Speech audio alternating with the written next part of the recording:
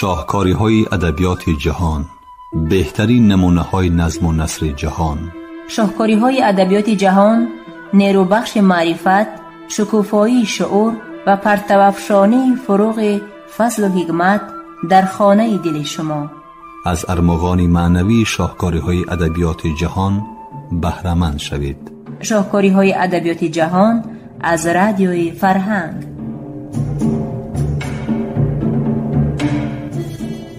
شنوندگان عزیز، گفتارمون را از سلسله خوانشی بدیعی از روی اثر نویسنده داغستانی رسول غمزاتف داغستانی من در قرائت عبدالجلیل امان بشنوید.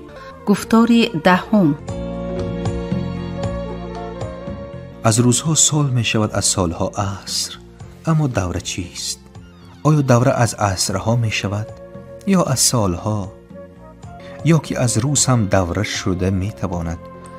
درخت 5 ماه سبز و خرم می ایستد، اما یک روز یک شب کفایه که همه برگهایش زرد شوند، و برعکس 5 ماه درخت اوریان سیب سیاه می ایستد، یک صبحی با صفای گرم کفایه که سبز پوش گردد، یک سحری خرم کفایه که گل پوش شود. درختانی هستند که از ماه به ماه تغییری رنگ می کنند و درختانی وجود دارند که هیچ وقت رنگ خود را دیگر نمی کنند. پرندگانی هستند هر جایه وابسته به فصل سال به 4 طرفی قره زمین چرخ می زنند. عقابانی هستند که کوهسار خود را هیچگاه ترک نمی کنند. پرنده ها را پرواز مقابل شمال خوش است. ماهی خوب با مقابل جریان آب شنا می کند. شاعری حقیقی با فرمان دل و مقابل افکار جمعیت برمیخیزد. از دفترچه خاطرات. یک دوست دارم، شاعری ابر، سال گذشته مجموعه نوی شعرهایش از چاپ برآمد. او در کتابی همین شعرهایش مانند خانه های کوارتیری شهریش به قسمت ها جدا کرده است. مثلا شعرهای سیاسی یا گرجدنی و عشقی را به خوابگاه، شعرهای خرخیله عمومی را به مهمانخانه، شعرهای دایر به خواجگی قشلاق غلط چارواداری را نمیدانم به کجا نسبت دهیم به آشخانه. آیا حافظی که از کو به مخچخله برای اشتراک نمودن در مسابقه حافظان داغستان آمده بود درست رفتار نکرد؟ شاعری ما که شعرها را به رفچه ها تقسیم کرده بود از حافظ خواهش نمود که هر قسمت یک تای خواند. حافظ قاموزش را جور کرده لحظه چند خاموش ایستاد، گویا فکرهایش را گردوغون می کرده باشد و بعد به خواندن آغاز کرد. او سرود رو خیلی درود دراز خواند. همه ترسیدن که اگر این قسمش باشد 4 قسم را کی تمام میکند، اما همین دم حافظ سرود را خوانده شد و با کف دست صدای تارها را فرو نشاند. سرود دوام نکرد. معلوم گردید که حافظ فکر و حسیات اساسی شاعر را در یک سرود جمع نموده خوانده است. شاعر از حافظ پرسید که چرا این طور کردی؟ دوستم جواب داد حافظ، نگر قاموزی من 3 تار دارد. من اول با 1 تار، بعد با 2 تار و سپس تاری 3 نواخته نمیتوانم. باز در باب موضوع. شاید نه همه دانند که یک مرد کوهستانی موزه نخ پوشیده میگشت و بسیار احتیاط میکرد که گرد به موزش نشیند. او فقط نکنوکی پا قدم میزد، بار برای لای میرفت و اگر قدم مانده تا زانو میغوتد. بیچاره مجبور میشود پای را مانده به سر گذارد. این طور میشه. شاعران گاه اثری سند ایجاد نمیکنند، بلکه گویا در اسب‌بازی روز یکشنبه اشتراک می‌نمایند. به خاطر آنکه گردنی اسبشان را روی ملچه ظفر 5 دقیقه آرا دهد، آنها تیارند سورینی اسب را زده خونشار کنند. روی ملچه را خودی همان روز از گردنی اسب کشاده میگیرند. اما جراحت تا در وقت به هم نمی آید. آنها علی پولتی تلتلی بر این دائم تیارند. در واقع شما قصه علی بولت را نمی دانید. یک روز نایب خنزخ به نوکر خود علی بولت گفت تیار شو پگاه به اولی تلتل رفته می آیی. تیار تقصیر. جواب داد نوکری اطاعتکار. هنوز به قلی کوها رفشنی ندمیده علی بولت اسب را زین کرده براه برآمد. نصف روزی او الکای قفا برمیگشت و قریب به خنزخ رسیده بود که در راه شناسایش دوچار آمدند. آنها به علی بولت پرسیدند خدا تو را در پناهش نگاه دارد. علی بولت کجا رفته بودی؟ از تلتل می آیم. در تلتل چی کار داشتی؟ من ندانم چی کار بودنش را نایب می داند. دین ما را گفت که رفته می آیی، من رفته آمدم. در بین ادیبان ما نیز چنین علی بولدها هستند.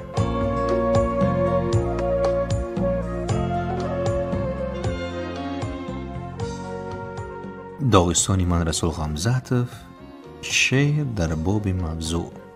در نورسی به توی خوری رفتم بکام، سرخوش بودم ز لذتی لبریز شاهجام.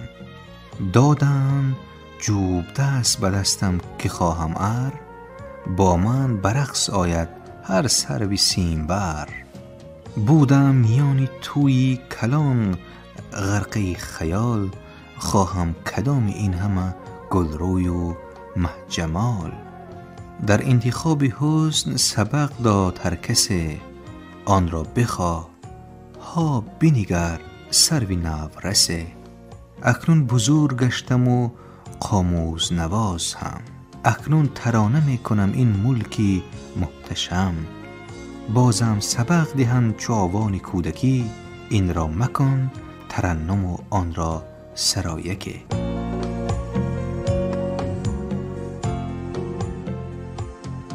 باز در باب موضوع. بسیار جوانانی را دیدم که پیش از زنگیری خود به خود نه، بلکه با خویش و اقربا، عمک و خاله ها مصلحت می کنند. اما در ایجادیات نویسنده به محبت خانه‌دار شدن نیست. از عائله‌ای که با مصلحت عمک و خاله بنا یافته است به هر حال فرزند می روید. اگرچند روایت می کنند که محبت هر قدر زور باشد فرزندها همان قدر زیبا می شوند. لیکن از خانه‌دار شوی بی محبت نویسنده فقط کتاب‌های بیجان به دنیا می آیند. نویسنده قبل از آن که با موضوع خود اتفاق بندد باید به صدای دل خود گوش اندازد. تقدیر شعری که با مصلحت عمک و خاله ها ایجاد شده است و تقدیر کتاب یک رفیق من مانند خواهد شد.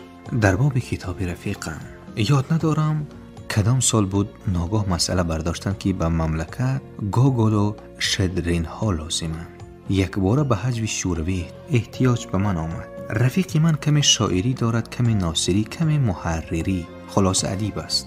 او با چنین دعوت زود هم‌آوازی کرده یک کتابی شعرهای هجوی نوشت و تهمتچیان و خوشامدگوی‌ها، مفتخوران و سیلزن‌ها و دیگر جهت‌های منفی حیات عموماً مثبت شوروی را به زیر تازیانه تنقید گرفت. برابری در مغازه‌ها پیدا شدن کتاب یک منقد مقاله سخت چاپ کنان و نوشته بود شعاری به ما گوگل و شدرین ها لازمند را مؤلف خیلی ساده لفظانه و سطحی فهمیده است. اکنون می‌بینیم که در پهلویمان چه آدمی ناچیز و بدکینه میزیسته است. اکنون می‌بینیم که او چه دلی سیاهی داشته است. آدمانی در کتابش تصویر کرده را از کجا یافته است؟ نه، در مملکت شوروی بودن این خیل آدمانی ممکن نیست. این آدمان محصول تخیلات تیری شخص سیاه دل می باشند. او با این کتاب تهمت آمیز خود به آسیای دشمنان ما آب می ریزد. مختاربکوف نام کلان شونده مشت بر میز کوفته خطاب نمود. تو گوی که مثلا این خیل بریگادیری تنبلی مساهله‌کار و به بالاکاری آن بدمست را در کجا دیدی؟ در کجا؟ در اول خودمان دیدم. با تواضع جواب میدهد مؤلف این تهمت. من میدانم کالخوز اولتان پیش قدم، در کالخوز پیش قدم این خیل بریگادیر نمی شود. قصه کوتاه. باران حج به سر خودی حج نویس بارید. این واقعه هم به یک صورت حجوی مجله لهستان برین شد. در آن صورت دو بالکن بود، یکی در آشیانه یکم، دیگری در آشیانه چهارم. در بالکن یکتای آدمچه پایانی سوی آدمی بالا خشت می پراند، اما خشت تا بالا نرسیده پس می رفت و به سر خودی او آمده می زند. آدمچه بالایی آرامانه به پایان خشت می پرتایند و این خشت نیز به سر پایان بوده بیچاره آمده می زند. در زیر صورت نوشته شده بود تنقید از پایان و تنقید از بالا. به حجنویسی ناشد کسی مصلحت داده است که از همه بهترش به گناه خود اقرار کردن است و یک بار نه یک چند بار در همه جا، هم در روزنامه، هم در مجله، هم در هر مجلس عیب را به گردن گرفتند. مؤلف کتاب به خاصیت توبه و تضرع میکرد، مشت بر سینه میزد. ولی این هم کمی کرد. سردار کلان مختاربیکوف گفت بعدی شعرهای تهمت‌آمیزت ما به تو باور نمیکنیم. تو باید در عمل با قلمت اثبات نمایی که اصلاح شده ای. بر رفیق من چی کار کردنش فرقی نداشت. تنقید کردن باشد تنقید، اصلاح شدن باشد اصلاح. او به سر کار نشسته پس از چندین مدت مرجنتی مهنت دوست نام داستان انشا کرد. قهرمان داستان که دختری پیشقدم فعال است، کالخاز را زود پیشقدم کرد. همین نقشه ها را بر زیاد اجرا نمود و حتی در آخر سرود ایجاد نمودی خود را خوانده در محفل هوسکاران صنعت جای یکم را گرفت. داستان را فوراً در مجله چاپ کردند و به شکل کتابچه علاهیده نیز برآوردند. اما زمانه کمی دیگر شد. ناخواست خودی همان روزنامه ها حجنویس را تهمتچی و ملامتگر مینامیدگی شدند. نوشتند که او ساختکار و پردازگری حقیقی است. سردار کلان مختاربیکوف باز مشت بر میز گفت در کجا دیدی که کالخوز یگان کمبودی نداشته باشد؟ این خیل کالخوزی تماما بی‌عیب را از کجا یافتی؟ گناهکار این دفعه خاموش بود. گره های می شوند که با دستت گشاده نمی توانی. سخت و دندان گشادن ممکن نه، چون که گره در یگان چیزی حرام است. رفیق من یقین کرد که در رو به رویش محض چون گره است. بنابراین سر به پایان افکنده خاموش نشست. او کم نه غم نه 10 سال خاموش نشست. در ظرف این 10 سال یگان مراتب به اتفاق نویسندگان هم نآمد. فقط یک بار وقتی تقسیمات خانه آمد. راضی شوید که در چنین حالت نآمدن ممکن نیست. دیری نگذشته سردار کلان مختاربیکوف را برای به چشم دولت خاک پوشیدنش از مرتبه بلند گرفتند. کسی افسوس هم نخورد. در آمدیگه بگویم که او بازی را بسیار نقص میدید. پگاهی و بیگاهی ها در زیم کلان سیاه سوار شده به جای مخصوصی آبازی رفته تنه خود را به تنهایی در آبی سیرون به شوری خزر می انداخت. حوله‌اش در خودی ساحلی بحر بود، ولی اکنون کسی نمیدید که مختاربیکوف آبازی کند. از جای آبازی عمومی آر میکرد. همانا از بند مغروری و هوا بلندی خود برآمدن نمی توانست. باز در باب موضوع، هنگامی که بیرون میبرایی در اطراف، در روی زمین، در قبط بوته ها، در شاخه های درختان پرندگان بسیاری را میبینی. آنها در آسمان هستند، یکی بلندتر و دیگری پستر پرواز میکنند. زیرا پرنده ها گوناگونند، پرستو، زاغچه، زاغیالا، گنجشک، چورنول. در آسمان وسیع بین همه این پرنده ها عقاب یگانه است. عقاب از همه بلندتر و دورتر می پرد. اما کس از خانه بیرون آمده به آسمان نگرد، اول آن را می بیند. بنابر آن عقاب نمایان است. زود به چشم آدم می افتد که وی بلندتر و دورتر پرواز می کند. ثانی‌تر گنجشکی را هم می بینی که 5 قدم دورتر از در خانه در شاخی درخت نشسته است. ولی با دیدن عقاب خود عقاب نمی شوی. نویسنده که قهرمان را تصویر نموده است خود قهرمان نمی گردد. من بسیار ترسانچک‌هایی را می دانم که با شعرهای قهرمانانه خود شهرت یافته‌اند. اگر فرزند جسور کوهستان مخچ دخدایف از گور زنده شده می آمد، به عالمی که درباره او رساله علمی می نویسد چی می گفت؟ در نزد محرر یگان جمله نوشته‌ات را حمایه کردن نمی توانی و چی خیل درباره حیات قهرمانانه من حکایت می کنی؟ هر یک محرر عقیده های در حق من گفته ای تو را به خواست خود دیگر می کند و تو به وی لام گفتن نمی توانی. نه، تو سزاوار نیستی که در حق مخچ دخدایف بر این شخص رساله علمی نویسی. اگر آن فرزند جسوری کوهستان از گور زنده شده می آمد، انا همین طور می گفت. بعضی ها چنین می پندارند که به موضوع بزرگ دست دادن همان خود نیز بزرگ می شوند، ولی چیزی از همه بزرگ از همه عادی می شود. شاید که در قطره باران سیل خفته است. فرق میان آدمی بزرگ و کسی ناچیز آن است که ناچیز اشیا و حادثه های بزرگ را می بیند و از آن که در زیر بینی دارد پی نمی برد. آدمی بزرگ هم چیزی بزرگ هم چیزی خود را دیدن می تواند، حتی در واقعی خردترین معنی بزرگ را درک می نماید و به مردم آن را نشان می دهد یا داشت. گاه چنین می شود نویسندگان صاحب استعداد غمگینند و بی استعداد. با بینیشان آسمان خراشیده می گردند. این حالت در آن صورت روی می دهد که فقط نیت‌های نیک مؤلف به حساب گرفته، اما صفت کتاب استعداد مؤلف و صنعت ادبی اثر تقدیر کرده نمی شوند. در این گونه موردها از نصیحتگیران دیده نصیحتگران، از مال دیده مالشناسان، از نویسندگان دیده لقیان زیاد می شوند. انا در همین وقت چی می شود که پدری من بخشیده به شامل داستانی کلان می نویسد. شب و روزی از جا برآمدن داستان فرمان می آید که از همین روز بناهن شامل جاسوسی انگلی و ترکی شماریده شود. از این میبرد که شامل مدتی 25 سال نه برای آزادی خلق داغستان بلکه به نیت فریب دادن آنها جنگیده است. حال پدر چی شد تو داستان قهرمانانه وی با او کنایه میکردند که در زمان پرشأن ما تاریخ قدیم را تیت کرده گشتن خوب نیست. اگر در موضوعی بس زمانوی و به خواننده نزدیک داستان دیگری مینوشت بهتر میشد. آن روزها دوستی خاندان ما شاعری خوشحال ابوطالب به نزد پدرم زود می آمد. قریب همیشه سرنای نی همراهش بود. غمزت می گفت ابوطالب به حضورتر جای گرفته و سرنایش را جور نموده. اینقدر دلت را نخور. دوره‌ای که بچه بودم و هنوز شعر نمی نوشتم همین سرنای را می نواختم. این سرنای من و اهل عائلم را چند سال نام داده است. کدام آهنگ را که خواهش می کردن از این سرنای می برآمد بیادمی از جوانی یاد کنه. شعرنویسی را یک سو گذاشته دل را با موسیقی آباد کنه.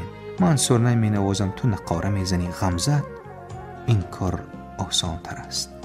نه ابوطالب، اگر من تو سرنایچی و نقاره نواز می شدیم دردی به خیر می بود. اما سرنایچی سرنای می نوازد، به هوای موسیقی او یا رقاصه می رقصد یا دارباز می بازد. سرنایچی در زمین می استد، دارباز بروی ارغمچین می بازد. گپ زن کنی ابوطالب کاری کدامی آنها دشوارتر؟ داربازش من و تو برادر، ما را دارباز و رقاص کردنی. ابوطالب خوشحال غمگین شد. در برابرش آهنگ سرنای هم حزن انگیز گردید. او خاموشانه بس سرنای نواخت، سپس سر بالا کرد و گفت کار دشوار است شعرنویسی. قله سر به فلک نزدیک میتابد مرا، بینم از دامان کوه گویا که دستم میرسد. لیک با پیراهی پرسنگ و پر از برفا میروی و میروی پایانش ناپیدا بود. زحمتی ما هم ناسان است ای اهلی نظر، می نشینی در سر یک حرف چون افسونگر. مصرعت پیوسته ناید می نماید سهلتر، فتح 100 قله ز انشای سرودی دلبره. قصه گنجشکی که با عقاب برابر شدن می خواست رمه گوسفندان از کوه پایان می فرامد. بناخست از آسمان عقاب پریده آمد و بره را برداشته برد. گنجشکی که این واقعه را دیده می نشست. او به خود گفت چرا من هم عقاب بری نکنم؟ بره چی گوسفندی کلان را برداشته می برم. گنجش پریده بلندتر برآمد، قناتهایش را غنج کرده خود را پایان انداخت. کار به همین انجامید که گنجشک آمد و به شاخ گوسفند زد و جا به جا تمام شد. بار مگس هم سنگی را غیلانیدنی شده است. گفت چوپان گنجشکی مرده را به دست گرفته. همین طریق گنجشکی که با عقاب برابر شدن میخواست سزاواری آن گردید که با مگس برابرش کردند. باز در باب موضوع محبت، موضوع قسم، موضوع التجا، موضوع عبادت. در شرق میگویند قدر عبادت از تکرار کم نگردد. در خصوص موضوع این گپ جایز نیست. اگر یک موضوع را تکرار کردن گیری معده‌اش تا قدر و قیمتش را گم میکند. پارچه الماس هر قدر کلان باشد قیمتش همان قدر زیاد است. چنگ الماس بکی در کار. باری من درباره معلمه روسی ویرا واسیلیونا شعر نوشتم. دیدم که شعر به خوانندگان و حتی به منقدان پسند آمد. خرسند شده در موضوع مذکور زود شعر نوشتن گرفتم. شعرهای من نه به آن شرابی که در چلک اول بود بلکه به شراب مانند شدند که بعد آبگردان کردن چلک حاصل می شود. شرابی کهنه گویان به سری دسترخوان شرابی هنوز نارسیده را هم گذاشتن ممکن. ما بعضا در وقتی مسکویگی ها را به شراب ضیافت کردنمان کاری میکردم که حالا در این باره نقل خواهم نمود. من هم دوستانی کفکزیم هم هر باره از دیار خود به مسکو برمیگشتیم شراب گرفته میبردیم، دوستان رو جمع کرده چلکچه ها رو میکشودیم و ضیافت سر میشد. این شراب ها از شراب های کهنه، سالگشت و خوشنو بودند. دوستان شراب رو نوشیده تعریف میکردند و به دوستان خود نیز نقل مینمودند. طلبگاران شراب خوب بسیار بودند، اما چنان که معلوم است چلکچه بی‌تگنه است. گاه اگرچه کاری خوب نبود از مغازه وینای مقرری شیشگی را خریده به چلکچه می انداختیم و می گفتیم که این شرابی دهقانی از ته خانه خودمان. فقط یکی از مهمانان بار وینا را چشیده دید و به من نگاه کرده سر جنبانید. دیگران هرچی بیشتر می نوشیدند همان قدر سخت‌تر مست می شدند. هرچند سخت‌تر مست می شدند همان قدر زیادتر تعریف می کردند. شعرهای در یک موضوع زود زود نوشته من نیز چنین شدند. فقط بعضی خوانندگان دانا و سختگیر سر جنبانیده می گفتند ای برادر، با خودی همین کار دلگالف هم آمده بود. یا این طور هم می گفتند به یک اول یک دیوانه کفایت. آنگاه فهمیدم که من نیز کاری استاهای اساساز را کردن دارم. حاضر من 3 قصه را از یک سر حکایت می کنم. در دوره بچگی من به اولی ما هر روز قربان علی نام خطکشان یک توده مکتوب و روزنامه گرفته می آمد. این خطکشان شیرین کار از اولی عبود بود. وقتی مکتوب و روزنامه ها را تقسیم نمودنش قربان علی حتما پیش پدرم در آمده دم چوبوق کشیده چق چق کرده می نشست. نمیدانم از چه سبب او برای صحبتهایش پدری مرا انتخاب نموده بود. آخر موضوع گفتگوی او دائم یک چیز زنگیری بود. درسترش مسئله زنی نو گرفتن، زیرا وی از جمله شخصانی بود که هر هفته زن میگیرند و هر ماه زن سر میدهند. همان وقت او زنش را نو سر داده بود و به خود بیوی جوانی میجست. در نظرم یافته بود چون که هر روز فقط گپی او رو میزد. تعریف میکرد که وی چه خیلی زیبا، جوان، خوشمعامله و غیره. اما بناخست گپی بیوی جوان بسنده شد. قربان علی مانندی پیشتر هر روز می آمد، اما درباره باد و هوا، کارباری کالخاز و هر چیزی دیگر سخن می راند و از زنگیری دهان نمی کشد. زنی آرزو کرده گشتت را گرفتی؟ از سر پای برده پرسید پدرم. از کجا غم زد؟ فقط من آرزو می کردم وی مرا در گوشه خیال هم نداشته است. اکنون برای پیدا کردن بیوی جوان من باید تمام داغستان را دور زنم. قربان علی مدتی زیاد بیدرک شد. ممکن در حقیقت اول به اول زن جسته گشته باشد. وقتی نبودنی او خط و روزنامه ها را پیسرش میکشاند. روزی که دامادی بیبرار در خانه ما از نو پیدا شد بی صبرانه پرسیدیم خیر کارها چی طور؟ راه جستجویت کوتاه و راست برآمد یا نه؟ شاید راست میشد اما آن دلگالف کج کرد. چه خیل؟ همین خیل. گوجه رفته ارزی مدعا کنم میگویند که دیر ماندی. با خودی همین کار دلگالف هم آمده بود. در بیش دلگالف دان جوانی مشهوری اوریستان بود. در بیش سالی 1938 18مین بار زن گرفته است. همین طریق به شرافتی خطکشان قربان علی زرمود مسلی ای با خودی همین کار دلگالف هم آمده بود در داغستان پهن شد. قصه دویم در خصوص یک دیوانه. معلوم که در هر یک اول دیوانه است. این خوب است. دیوانه بسیار باشد بد است. اما یگان تو هم نباشد چیزی نمی رسیدگی بر این. دیوانه ها یک دیگر را نغز می شناسند و حتی به مهمانی هم دیگر می روند. موافق این عادت روز به خانه دیوانه اولی خونزخ دیوانه اولی گارتکالی مهمانی می رود. السلام علیکم دیوانه. و علیکم السلام دیوانه. سپس مهمانی و مهمانداری دو آشنا سر می شود. نزدی بخاری نشسته می نوشند می خورند. روزی سیم دیوانی اولی گارتکالی در ترددی خانه روی می شود. میزبان دیوانه از روی عرفیت مهمان را به عزت و اکرام به دستش سوغاتی ها داده و از اول برآورده می گسیلاند. دیوانه ها خیر خوش می کنند. عزت مهمان بجا آورده شد. سابق مهمانت یک قدم از درگاه تو بیرون که مان او رو هر چی خواهی کرده می توانی، زیرا وی دیگر مهمان نیست. بنابراین دیوانه خونزخی به نزد دیوانه گرتکالی دویده رفته به هیچ سبب او را یک مشت میزند. برای چی مرا میزنی؟ به خانه من مهمانی نبیا. مگر تو نمیدانی که به یک اول یک دیوانه کفایه است؟